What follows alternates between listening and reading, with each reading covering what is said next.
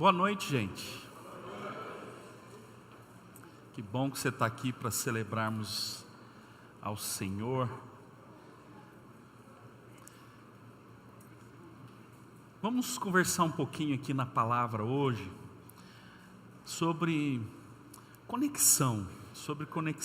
Eu trago uma palavra hoje muito mais de instrução para as nossas vidas, para a gente entender que muitas vezes estamos perdendo algumas conexões por não entendermos o tempo que estamos vivendo. A grande maioria de nós aqui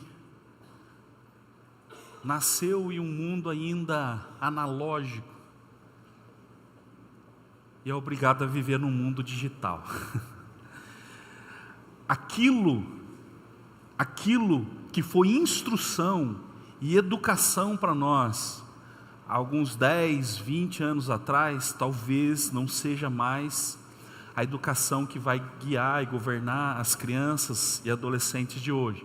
Aquilo que você fazia na sua empresa há 10, 20 anos atrás, talvez não seja aquilo que tem que ser feito hoje. E o meu tema hoje é esse aqui: conectando gerações em tempos de transição. Nós estamos vivendo uma grande transição, uma grande e drástica, e eu posso dizer até dramática transição. E se nós não entendermos o tempo, o movimento que está acontecendo, nós vamos nos perder. Ministérios já se perderam no tempo, não entendendo o tempo, não entendendo aquilo que o Senhor estava fazendo e movendo, porque Deus não muda, mas se move.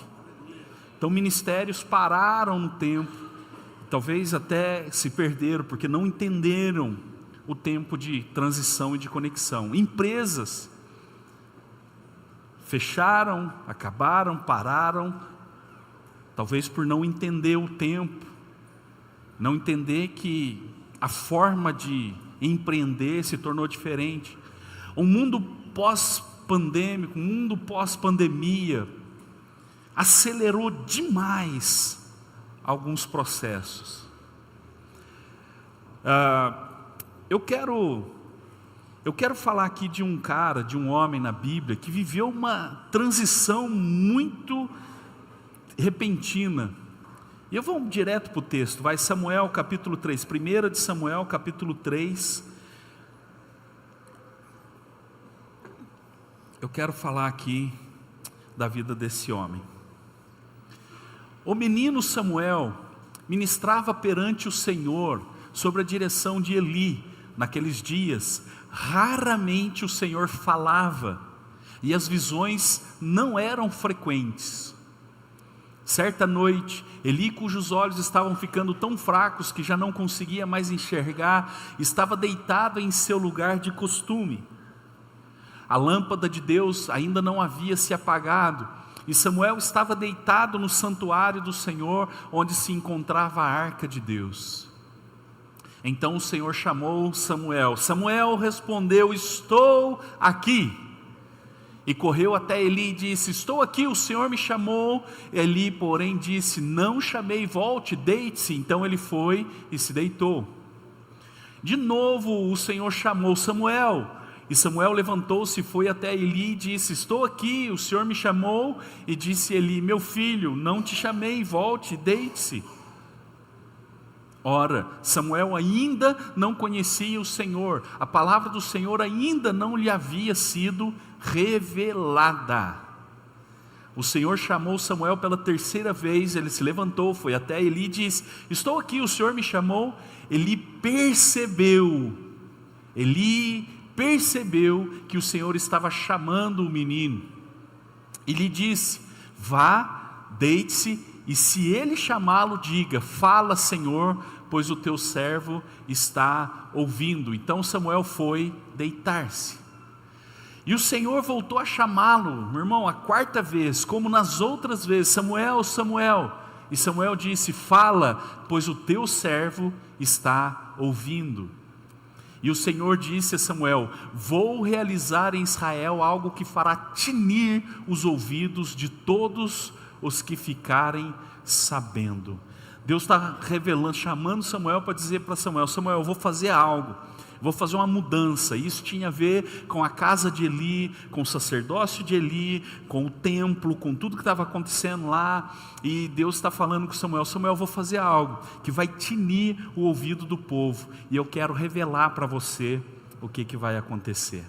Queridos, Samuel é responsável por um tempo de transição dos juízes para a monarquia. Israel, depois que entra na terra, era governado por Deus, um sistema teocrático, teocracia. Deus governava o povo através dos sacerdotes e juízes. Os juízes eram divididos em setores, em áreas, onde eles julgavam o povo, lideravam o povo, governavam o povo. E o que está acontecendo é que Samuel está aqui nessa fase dos juízes, mas Deus já está preparando ele para encerrar o tempo dos juízes e começar o tempo da monarquia. Ele ia começar a ungir reis, e ele ia fazer essa transição tão violenta, tão drástica, que Deus fala assim, vai tinir o ouvido de quem ouvir. Nós hoje somos responsáveis por um tempo de transição muito forte, gente. Tecnológico, comportamental, histórico, educacional, mudanças no mundo inteiro de uma forma geral. Como eu disse, fomos criados, nascidos e criados num mundo analógico, estamos vivendo em um mundo totalmente digitalizado. E temos que nos adaptar ainda ao que está sendo introduzido. Não sou especialista, mas DLT, tecnologia de conteúdo distribuído, IA, inteligência artificial, realidade estendida e computação quântica. O que é isso? Meu Deus, o que a gente só via na Marvel, vamos começar a ver agora. Algo tão... Aquilo que demorava em décadas atrás 30, 40 anos para mudar, hoje se mudam em meses. Em meses. Mas, Urânio, tá bom, você quer pregar hoje para nós sobre negócios, sobre business? Não, eu estou falando para você que muitos de nós, por resistir aquilo que está acontecendo, aquilo que Deus está fazendo, por resistir, não entendendo o que está acontecendo, nós estamos ficando para trás, e muitos estamos perdendo nossas crianças e adolescentes. Mudanças que Deus fez algumas décadas atrás, em que a igreja resistiu, em que a igreja não aceitou, talvez por falta de entendimento, maturidade, ou para entender que eram coisas perigosas, como televisão, internet, uma série de coisas que a igreja fez no passado, fez com que muitos adolescentes se afastassem da presença de Deus, saíssem da presença de Deus e começassem a procurar aquilo que estava acontecendo lá fora. Queridos, nós, como eu disse, somos um ponto de transição muito importante. Assim como o menino Samuel está sendo chamado aqui por Deus, a princípio, ele não está nem entendendo que é Deus que está chamando, mas alguém que tinha experiência e não ouvia mais a voz de Deus, pôde instruí-lo. Nós estamos falando de um menino que vai começar uma revolução espiritual, e de um sacerdote idoso que já está no fim da sua vida sem visão quase. Vocês estão me entendendo aqui ou não? Nós estamos falando de algo que está conectando um passado que representa o tabernáculo lá de Siló. Estamos falando de um menino que vai estar agora próximo do templo de Salomão. Eu estou falando de um Samuel que viu a destruição do tabernáculo, a ruína do tabernáculo, o tabernáculo cair, e 2 gerações depois, ele está ali já preparando o rei que ia levantar o templo do Senhor. Tempos de transição. Se a gente perder isso, querido, nós vamos perder muita coisa, porque o problema é que muita gente quer trabalhar com o futuro sem nenhuma conexão com o passado, e outros estão tão conectados com o passado que não conseguem tocar o futuro. E é sobre isso que eu quero conversar com você, porque nós precisamos ser essa geração que mantém princípios fundamentais, valores conservadores de um passado importante, mas também querem tocar o futuro com aquilo que Deus está pronto para fazer. Você quer me ouvir ou não? Primeira coisa que eu quero falar com você: o processo que te construiu não é o processo que te fará avançar. O processo, meu irmão, que te trouxe até aqui, não vai ser o processo que vai te conduzir daqui para frente. Aquilo que construiu você, desde o seu nascimento, sua educação, seu crescimento, coisas que foram importantes para você, você vai preservar, vai guardar, vai viver, mas você tem que aprender a abrir mão de algumas coisas que te prendem nesse passado. E agora eu não estou falando de passado ruim, eu estou falando de coisas boas que te construíram. E talvez você não entenda tudo ainda na plenitude, mas até o que de ruim aconteceu com a gente no passado nos construiu para a gente chegar até aqui mais forte do que deveríamos ser. Amém? Então, dentro disso, eu quero falar para vocês de dois grupos de pessoas em tempos de transição. Eu não sei se eu te convenci que nós estamos em tempos de transição, mas estamos vivendo transições drásticas, que está tinindo o ouvido de muita gente, está tinindo o ouvido da igreja. E a igreja que não está percebendo que Deus está a conduzindo para um futuro, para tocar o futuro, ela vai ficar sempre presa no passado. E aqui que eu quero falar para vocês de dois tipos de pessoas, dois tipos de mover, dois tipos de gente que vão atravessar uma transição: os reacionários e os revolucionários. Fala comigo: reacionários, revolucionários. Meu irmão, todo extremo é perigoso, sim ou não? Tudo que você falar de extremismo é perigoso. Tudo, qualquer coisa que se fala de extremo, ele sai de um ponto de equilíbrio. E aí, meu irmão, o problema dos reacionários, que eles imaginam, e o discurso deles é o seguinte: que só o que tinha para trás que é bom, porque a igreja daquela época, porque na minha época, meu irmão, se você fala isso mais de uma vez por mês, você está preso no passado.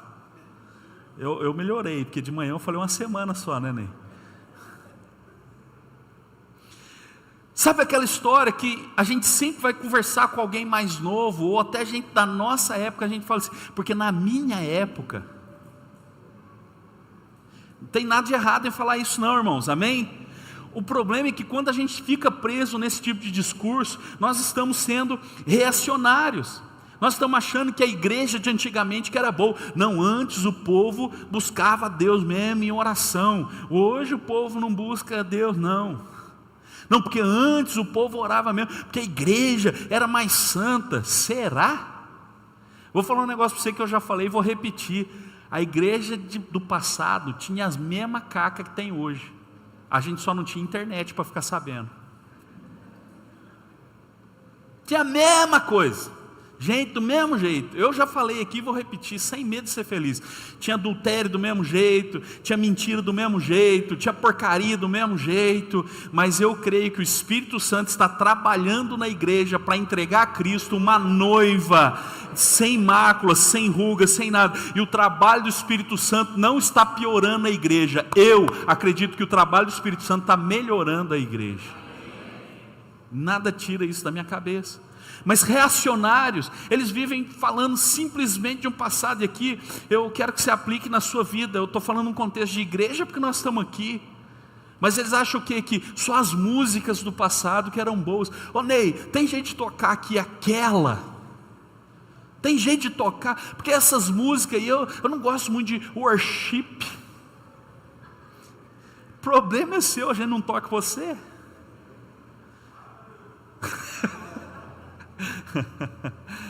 né? Não, porque as músicas antigamente tinha mais nota, mais acorde, mais não sei o que, mais arranjo, que agora a música não sei o que fica só falando santo, santo, santo. Tá achando ruim, meu irmão? A única música que eu vejo que vai tocar no céu é essa: santo, santo, santo, santo, santo é o Senhor dos exércitos. Sabe, agora será que o que tinha para trás era realmente tudo bom? Ou será que é saudosismo da nossa parte? Ou será que é uma memória afetiva, né, de lembranças boas que a gente teve? Não, porque lá na onde eu morava, não, lá porque na roça a gente não via tantas drogas assim, mas já existia. É que o mundo cresceu e as coisas ruins cresceram também. Ah, porque na minha época não tinha tanta droga, não tinha tanto bandido assim, não tinha tanto nóia assim, não tinha tanto bicho assim, não tinha tanto não sei o que assim e tal, mas tinha. Talvez algumas coisas eram mais disfarçado, porque o que eu falo para você é que a internet revela muita coisa, sim ou não? Eu falei aqui de manhã, eu vou repetir. Às vezes o que você vê na internet, meu irmão, não é de fato aquilo que a pessoa vive. Vem aqui, esposa, vamos tirar uma foto. Vai sorrir, ri logo, sorri. Tirou a foto, aí sai para lá, fedor. Agora que tá bom, já tirou a foto, posta a foto. My love.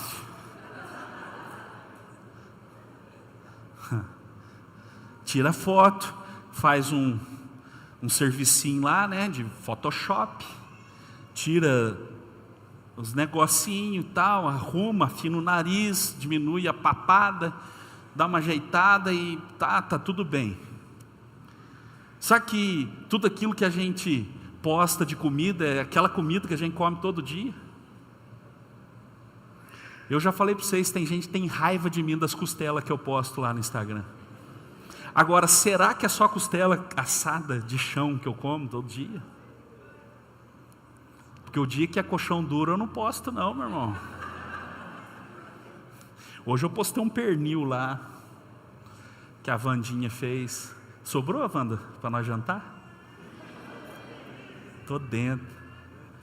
Só que, eu falei para vocês já que tem uma pesquisa que diz que as pessoas pensam que a gente é 10 vezes mais rico do que a gente realmente é. Sabia disso? As pessoas veem o que você posta, veem o que você coloca lá e tal. Às vezes você posta uma foto gostosa lá em Ubatuba. Quem gosta de Ubatuba aqui, gente? Pouca gente. Eu amo Ubatuba, cara. Eu tenho uma paixão por Ubatuba. Pena que chove demais da conta, mas eu amo. A pessoa vê uns lugares que a gente posta e fala: nossa, deve ser o Caribe um lugar desse, né? Tal, a pessoa também não desmente ninguém, não, deixa pensar que é mesmo, tá tudo certo, faz igual o Cláudio Duarte, né? Então não vou desmentir não, deixa pensar que sou. Mas o que eu quero dizer, querido, com tudo isso, né, é que muitas vezes nós não estamos comunicando com a próxima geração, porque estamos sendo reacionários demais. Não, porque na minha época meu pai olhava para mim, eu já obedecia. Eu sei que se não obedecesse o pau torava, meu irmão.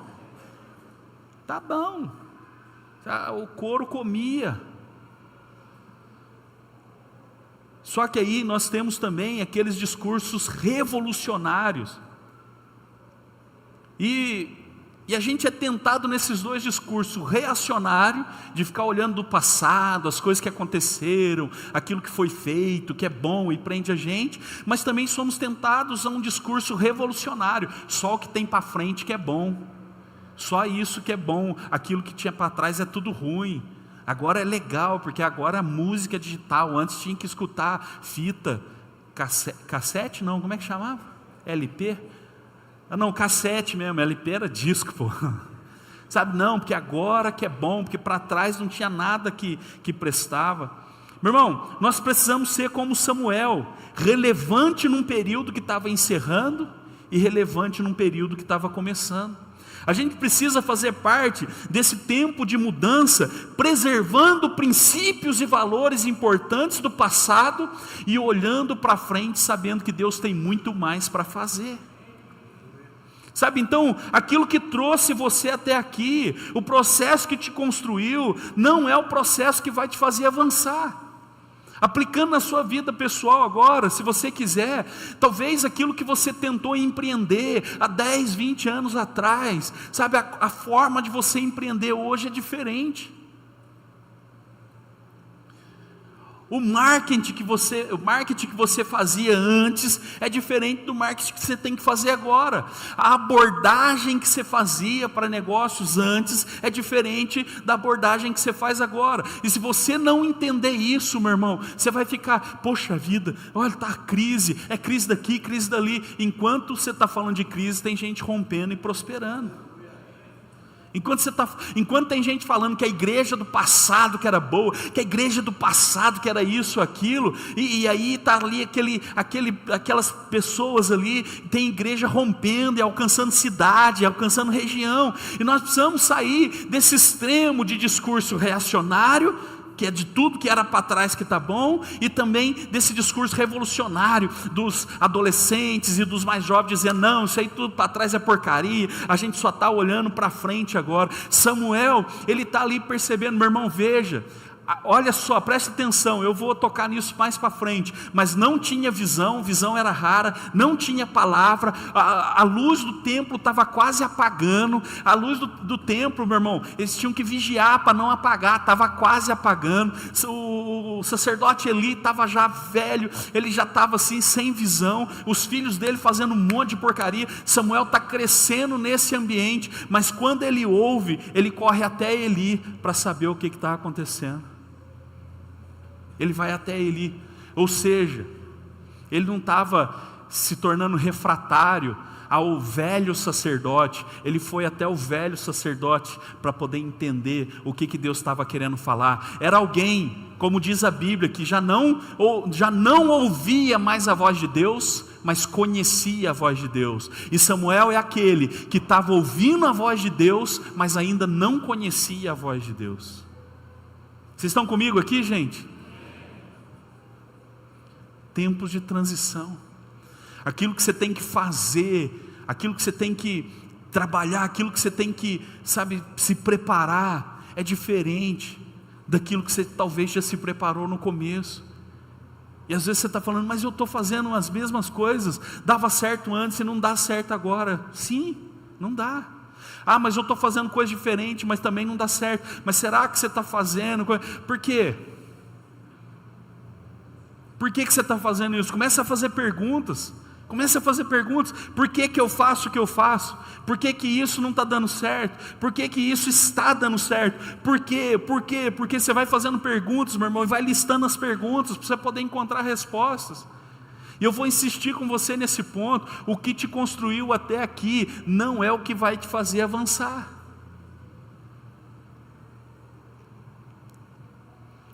Amém?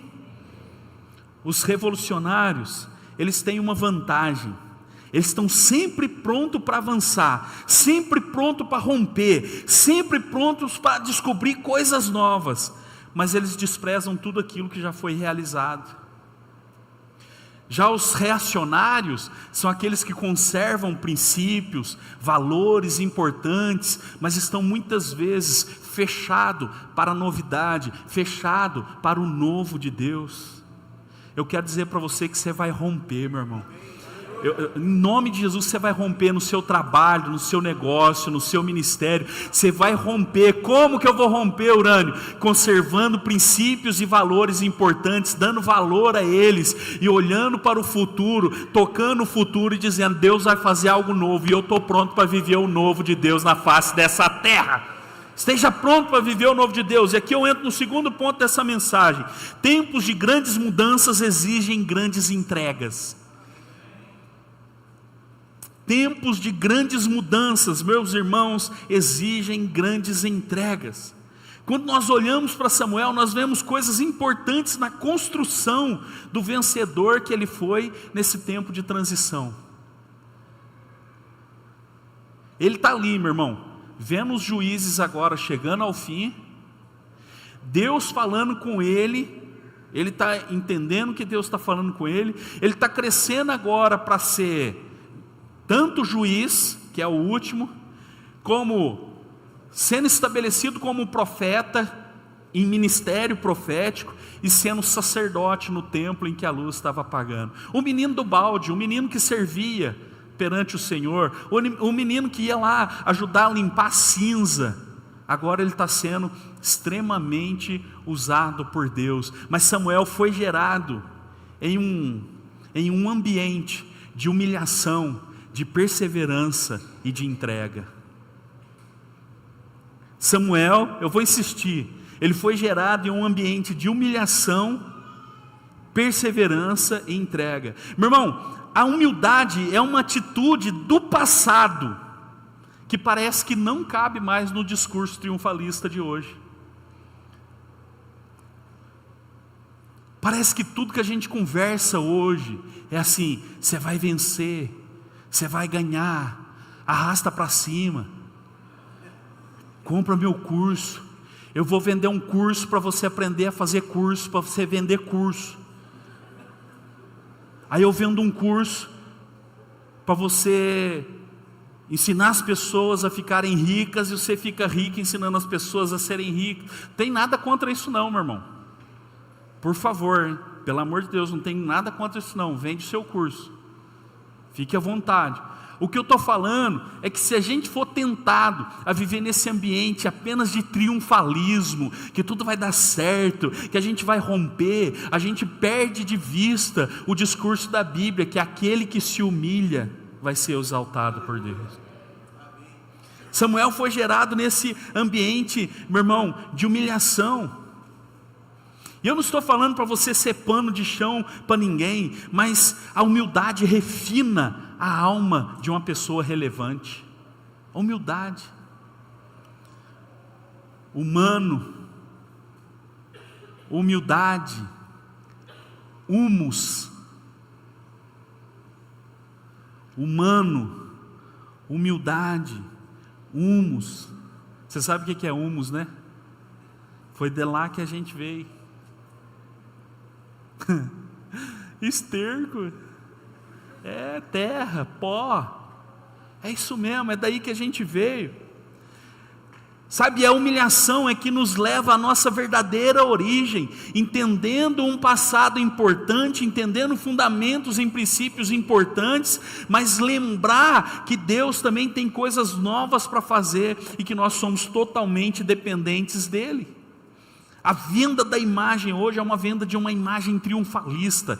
A venda da imagem de um pastor hoje é um pastor triunfalista, que está sempre cheio de unção, sempre cheio de poder, sempre cheio de moral, sempre cheio de não sei o quê. A venda da imagem da pessoa vencedora é aquela que está sempre ali bem arrumado, bem organizado, bem, sabe, a internet mostra isso para a gente, a internet traz isso para a gente. Urano, você tem alguma coisa contra a internet? Não, não.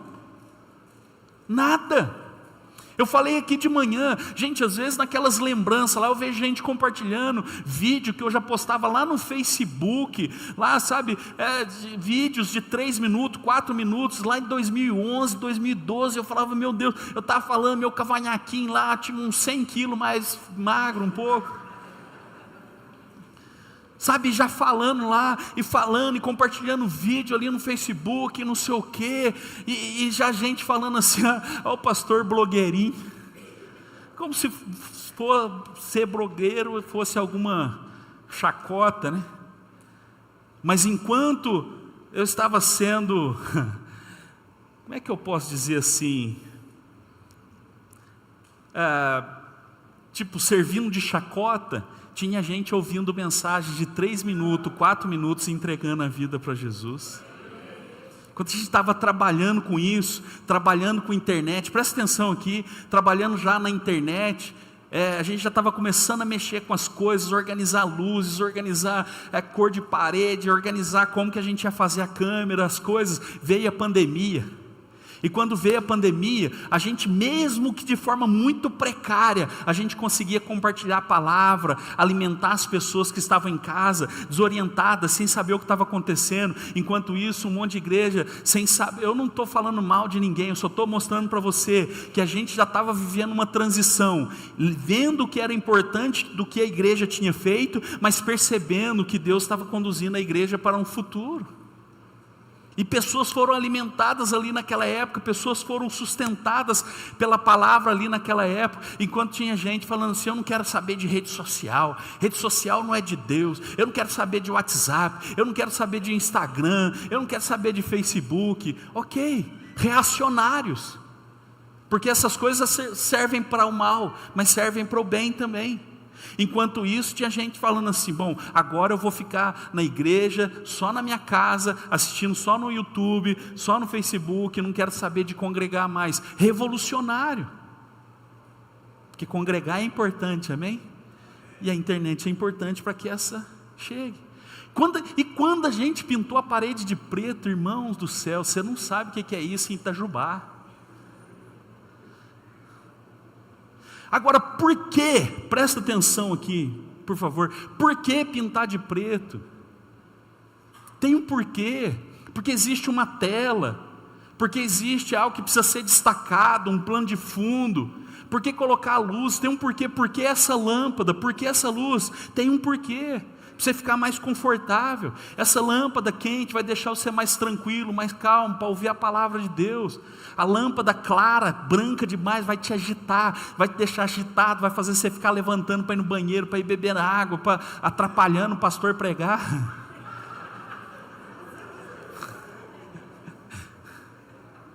Agita as crianças. Pode ver toda a rede de fast food, é uma lâmpada branca, tudo muito claro, branco. Para quê? Você chegar, pedir, comer e vazar. Agora, quando você chega num restaurante, meu irmão, que valoriza a sua presença, a iluminação é diferente. Quem já foi no Outback aqui, por exemplo? É de Deus ou não é o Outback, irmão? É de Deus demais. Presta atenção na iluminação lá dentro, no clima, em tudo isso. Agora, se eu não tenho um telão, se eu não tenho uma câmera para fazer transmissão, para que pintar de preto? É modinha. Para quê? Não, todo mundo está pintando de preto, eu vou pintar de preto também. Para quê? Sabe que preto é a melhor cor para a parede da igreja? Todo mundo chamava a gente de discoteca, meu irmão. Chamava a gente de igreja dos góticos, até isso eu escutei. Mas não entende o porquê, tem um porquê. Mas por quê? Porque são reacionários demais. Ficam ali, sabe, colocando aquelas coisas. Tem, sabe, como que eu posso dizer assim, aquela memória afetiva. Não, porque a gente fazia igreja, a gente punha uma cortina linda. Eu já tive cortina já na igreja. Quem já viu cortina? Uma cortina dourada, meu irmão, uma cortina dourada assim, não era nem? Que a cortina, minha mãe que costurou junto com a Cláudia lá, fiz a cortina assim, grandona assim, então, não aquele apego, não a cortina. Aí agora, olha lá, está pintando disso, daquilo. Meu irmão, não entende que as coisas precisam avançar, as coisas precisam mudar. Você está pensando que eu estou falando algo? Meu irmão, há 2 semanas atrás eu estava conversando com um pastor que falou assim para mim: pastor, eu cancelei todas as minhas redes sociais. Eu falei: é mesmo? Eu não quero saber, eu só quero saber de Deus. Vou falar para o povo da minha igreja parar com isso. Está dando muita confusão, não sei o que, fofoca. Falar para o meu povo parar com isso. Nós não queremos saber mais de rede social. Eu falei: cara, ainda bem que um cara desse não está na internet. Porque, sabe, como que pode ser tão reacionário o suficiente para não entender que Deus vai usar a internet? Ou que jeito que você acha que vai acontecer a expressão de que todo olho verá quando o Senhor vier? Hein? Como que você acha que vai acontecer? Quando Ele for pisar lá em Sião, lá, você acha que você vai ver daqui que jeito? Com binóculo?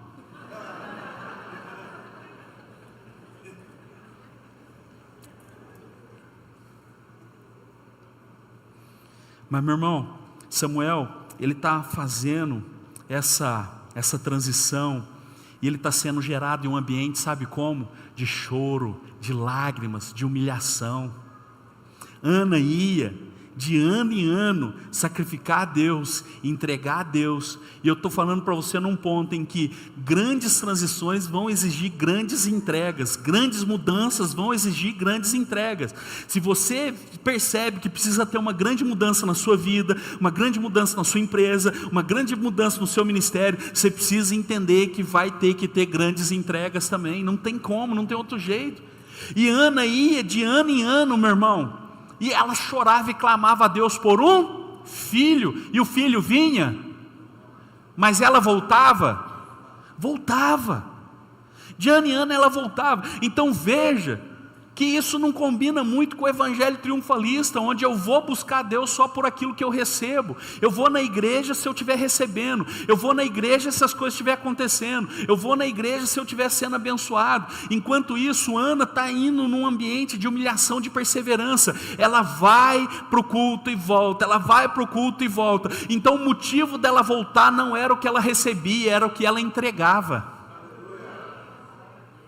O motivo de você vir na igreja, meu irmão, no culto, não é por aquilo que você pode receber, é aquilo que você pode entregar. Então você vem entregar dentro desse ambiente, sabe, de adoração, e você entrega a sua melhor adoração, você entrega o seu melhor louvor, você clama, sabe, com intensidade, você fica atento à palavra de Deus, que a palavra de Deus vai te alimentar, você fica sempre pronto para entregar, meu irmão. O culto era isso, o culto era ir até o templo, levar a oferta, o sacrifício, entregar para o sacerdote ministrava o que Deus falava, a pessoa ia embora para casa.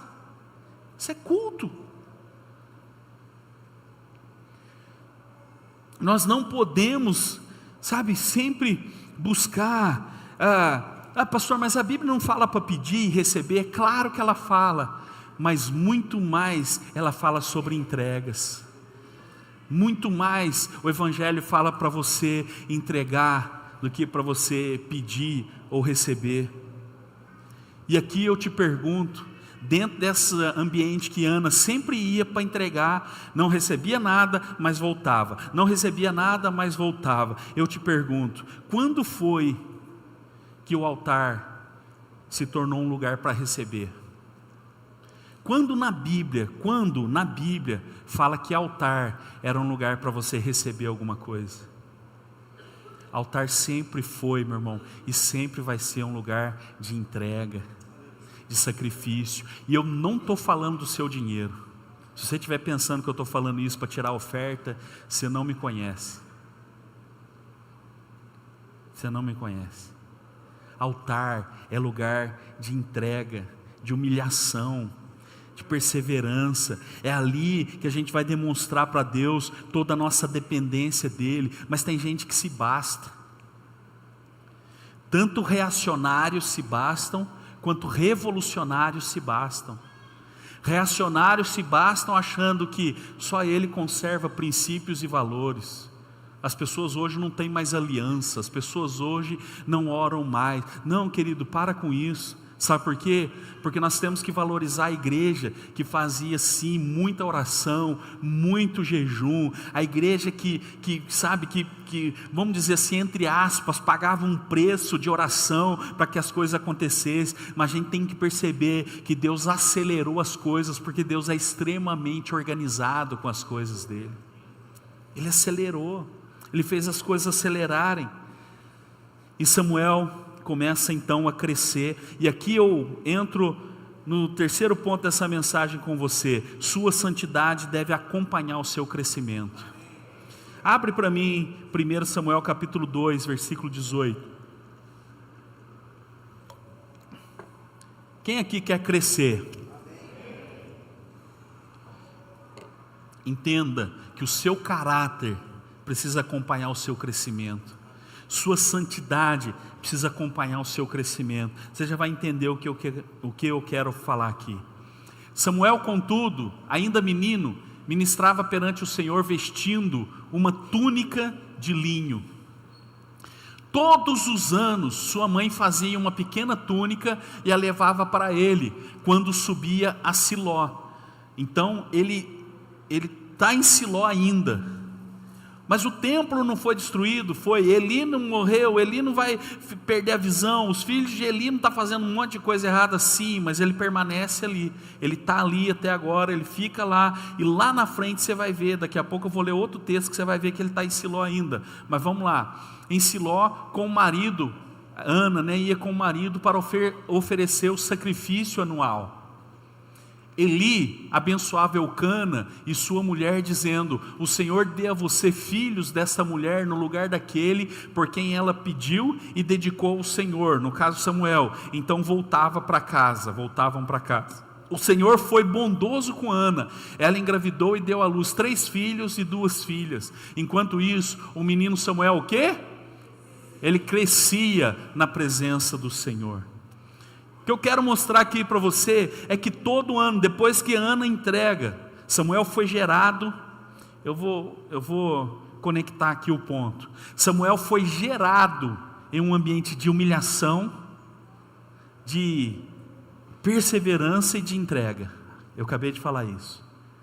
Tudo que você gera com humildade, com perseverança e com entrega, vai ser algo que vai crescer diante do Senhor. Samuel foi gerado nesse ambiente, e a Bíblia diz que Samuel ia crescendo, ele crescia diante do Senhor, ele crescia perante o Senhor. Mas perceba um detalhe aqui que eu estou vendo no texto: todos os anos, conforme ele crescia, Ana, sua mãe, levava para ele vestes novas. Todo ano que ele estava em crescimento, a mãe dele também fazia roupa nova. Opa, o menino cresceu mais um pouco, eu vou fazer uma roupa um pouco maior, eu vou levar para ele. Agora preste atenção aqui, roupa na Bíblia significa santidade. Desde a primeira vez que vestes são citadas na Bíblia, depois de um ambiente de pecado do homem, que o homem tentou se cobrir, o homem tentou se vestir, Deus vai e faz o sacrifício do cordeiro e veste o homem e cobre a vergonha do homem. Então preste atenção que vestes na Bíblia fala de santidade. Quando o sacerdote Zacarias fala sobre isso, o sacerdote Josué estava com vestes sujas, o inimigo estava ali do lado, acusando ele. A Bíblia fala sobre vestes de louvor, vestes de justiça, e tudo isso, meu irmão, converte nas vestes de santidade. Ou seja, Samuel crescia e as roupas dele também cresciam, porque se você crescer e suas roupas não crescerem, começa a aparecer as suas vergonhas. E o que eu quero dizer com isso é que se você crescer mais por fora e não crescer na santidade, vai começar a aparecer intimidade sua que não era para aparecer. Você precisa crescer e você precisa crescer em santidade também. Conforme o tempo passa, coisas que não agradam a Deus, que não faz parte de uma vida de quem caminha com Deus, você precisa ir deixando. Ninguém está aqui para vigiar você em nada, não existe fiscal de crente aqui, mas uma coisa eu te falo: conforme você cresce, sua santidade precisa crescer, conforme você cresce, o seu caráter precisa crescer, conforme você cresce, meu irmão, você também tem que crescer suas vestes, porque senão, se você crescer muito, suas vergonhas começam a aparecer. Se não crescer a santidade, você está me entendendo aqui ou não? Sua santidade também precisa crescer. Eu falei aqui outro dia e vou repetir: se você for maior por fora do que por dentro, você vai ruir, meu irmão. Se um empresário for maior por fora, se a empresa for maior que o empresário, se a empresa quebrar, ele também quebra. Mas se o empresário for maior que a empresa, se a empresa quebrar, ele levanta de novo e constrói de novo. Ele é maior do que a empresa dele. Mas se a empresa dele for maior do que ele vive em função da empresa. Então, se a empresa vai mal, ele vai mal. Se uma igreja é maior no número de pessoas, no número de entrada, no valor de entrada, do que o pastor meu irmão, não vai dar certo. Essa igreja vai quebrar, vai fechar. Por quê? Porque está sendo maior por fora do que por dentro. Então, meu conselho para você é: cresça primeiro por dentro, depois você vai crescer por fora. E conforme você crescer, deixa crescer a santidade, faz crescer a santidade, faz crescer o seu caráter, porque assim, meu irmão, as coisas que você vai construir não vai cair por terra. Samuel crescia e crescia também as suas vestes. Não podemos nos acostumar com essas coisas, sabe, que vem nos tirar do ambiente de manifestação da presença de Deus. E eu vou falar uma coisa aqui para encerrando. A Bíblia diz que não tinha mais palavra revelada, não tinha mais visões claras, não tinha mais manifestação de Deus, mas o povo continuava indo de ano em ano para o templo, de ano em ano para o templo, de ano em ano para o templo. E por que eles iam? Não tinha palavra, não tinha revelação, não tinha visão, mas eles continuavam indo. Estavam acostumados com rituais frios, estavam acostumados com rituais religiosos. Eles iam e voltavam todos os anos, mas a Bíblia diz que não tinha palavra, que não tinha visão, que não tinha nenhum tipo de ambiente de manifestação de Deus. E aqui eu te pergunto, Deus não falava porque ele estava sem assunto, ou Deus não falava porque não tinha ninguém para ouvir? Será que Deus não dava visão para ninguém porque ele não tinha o que mostrar, ou porque os olhos espirituais daqueles sacerdotes já estavam fechados? Agora preste atenção numa coisa,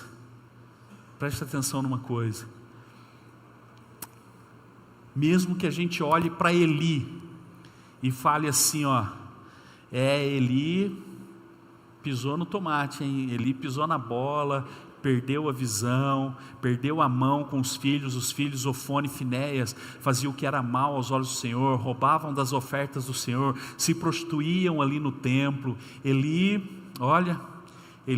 foi ruim, né? E muitas vezes, por olhar para as pessoas, a gente perde aquilo que as pessoas têm de Deus para nos oferecer. Melhora aí, Urânio, agora. Eli estava sem visão, sem palavra, perdeu a mão com os filhos, sim ou não? Mas quando Samuel estava ouvindo a voz de Deus, quem foi a instrução para Samuel de que era Deus que estava falando? Eli. Quem foi que liberou uma palavra que curou o útero de Ana? Eli. Quem foi que profetizou que no ano seguinte Ana ia carregar um filho? Eli. Só que muitas vezes nós estamos nos tornando refratário a pessoas e a gente não entende que Deus fez o profeta, mas não desfez o homem. E a gente olha às vezes para alguém que não seja pastor, e por que será que a maioria das pessoas falam, não, eu só converso com o pastor principal, eu não devia nem falar isso, cara.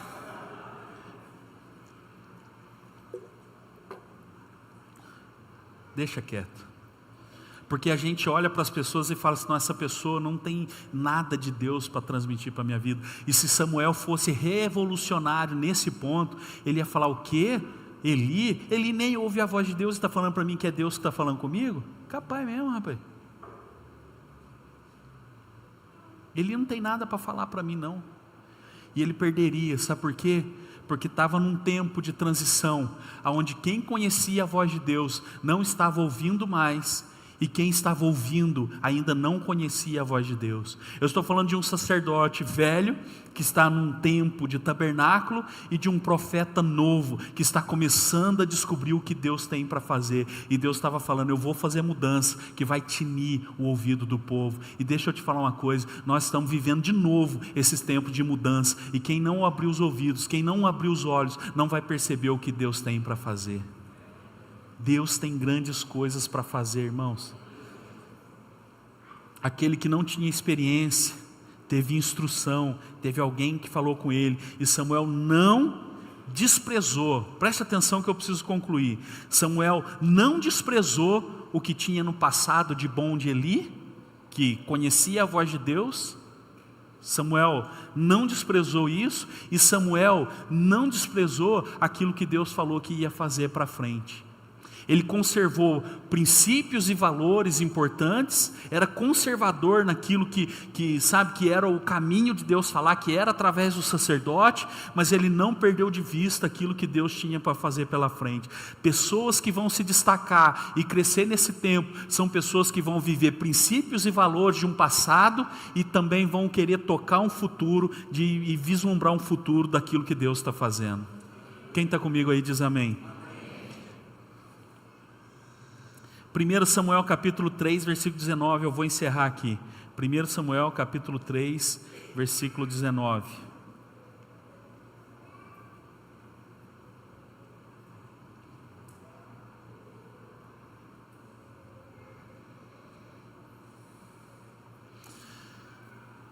Enquanto Samuel crescia,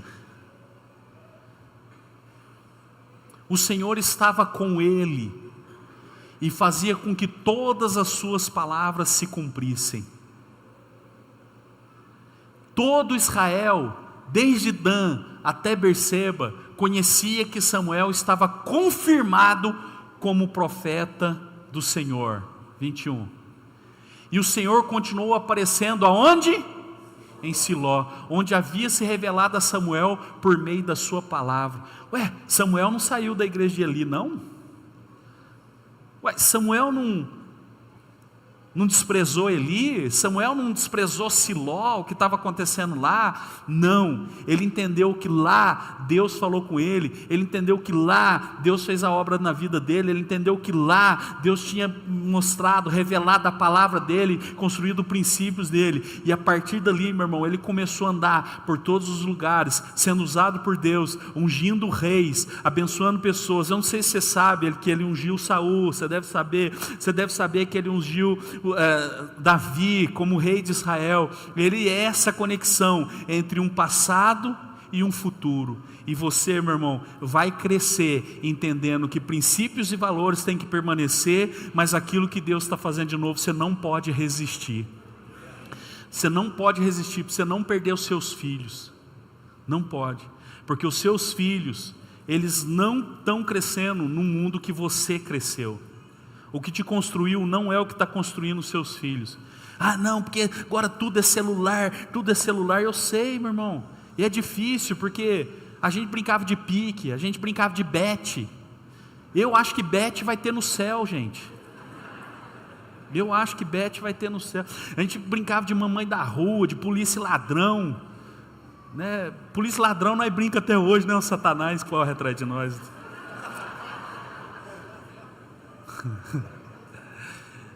Mas sabe, aí hoje fica vendo, às vezes eu ficava vendo minhas filhas, rapaz, e tal, e eu falo, filha do céu, larga isso aí, vai arrumar um problema para mim, vai dar uma pedrada em alguém, vai quebrar uma vidraça, vai fazer alguma coisa, sabe? Mas a gente não está entendendo, não tem jeito de tirar isso aqui deles. Eles nasceram nessa era, e se eles não dominarem isso, eles vão estar totalmente fora, meu irmão, do mercado, totalmente fora das coisas. Então, pelo amor de Deus, para de falar, na minha época a gente não usava celular. Não usava mesmo, não tinha. Não, eu não ficava tanto tempo na internet. É lógico, para discar a internet, depois das 8 da noite, para o pulso é mais barato, coisa de pobre. Você nem sabe o que é pulso, isso é de outra geração. Mas, meu irmão, deixa eu falar uma coisa para você, não perca seus filhos.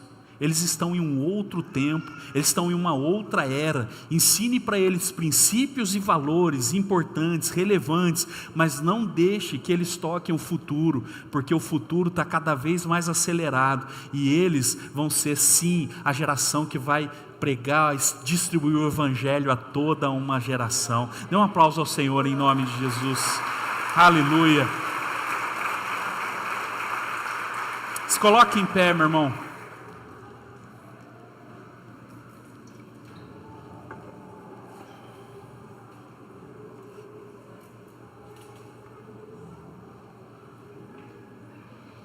Aleluia. Faz uma oração comigo, se você quiser. Fala assim: Senhor Jesus, eu não quero mais perder a conexão com essa geração. Eu quero viver princípios e valores, assim como o Senhor diz na sua palavra, que num baú um homem tirou coisas novas e velhas, e assim é o teu reino, que tem coisas antigas, princípios antigos, que não mudam, que permanecem, mas que o Senhor também tem coisas novas, que o Senhor faz e continuará fazendo. Eu quero viver em princípios que são imutáveis, que são milenares e que conduzem a minha vida, e não quero perder a conexão com o futuro que o Senhor tem para mim. Eu vou crescer, minha santidade vai crescer, minhas vestes vão crescer junto, e eu serei abençoado, usado, próspero na face dessa terra. Eu sei que o Senhor vai usar a minha vida com uma mão no passado e uma mão no futuro, uma mão em princípios e valores e uma mão em novidades das coisas novas que o Senhor tem para fazer. Em nome de Jesus, amém, aleluia. Dê um forte aplauso ao Senhor de novo. Aleluias, aleluias, aleluias. Senhor, eu peço a sua bênção, Pai, sobre a vida dos teus filhos e filhas, Papai. Que o Senhor abençoe, Pai, cada um aqui, Pai, para que não percam, Senhor, o coração de seus filhos, que não percam o coração, Pai, dos adolescentes, dos jovens, que entendam, Senhor, realmente, Pai, que nascemos em um mundo e somos obrigados a viver em um outro mundo. Nascemos, Pai, em uma condição e somos obrigados a viver uma outra condição. Ensina-nos, Pai, a entender que manter princípios e valores vão nos fortalecer cada vez mais. Ensina-nos a entender, Pai, que um culto não tem a ver com aquilo que vamos receber, mas com aquilo que vamos entregar, Pai. O altar nunca foi lugar de receber, Senhor. Altar sempre foi lugar de sacrificar. Altar sempre foi lugar de entregar. Que possamos usar, Pai, realmente, usar todo o ensino, tudo aquilo que o Senhor tem mostrado para nós, Pai, para viver, Senhor, tudo aquilo que o Senhor tem prometido para as nossas vidas. Queremos sempre entregar, Senhor, o nosso melhor ao Senhor. Não queremos ser reacionários, imaginando que só o que é do passado que é bom. Não queremos ser revolucionários, onde só aquilo que tem para frente que presta. Nós queremos ter o equilíbrio, Senhor.